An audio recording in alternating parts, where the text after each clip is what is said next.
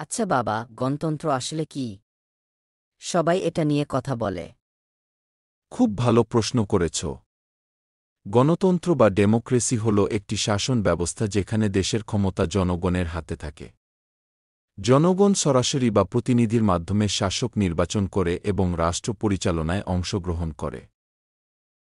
মানে আমরা যাকে ভোট দিই সে আমাদের হয়ে দেশ চালায়। ঠিক তাই। আর সে যেন অন্যায়ের সুযোগ না নেয়, তাই আমাদের সবসময় সচেতন থাকতে হয়। তাহলে যদি আমরা চুপচাপ থাকি ওরা যা খুশি করতে পারে?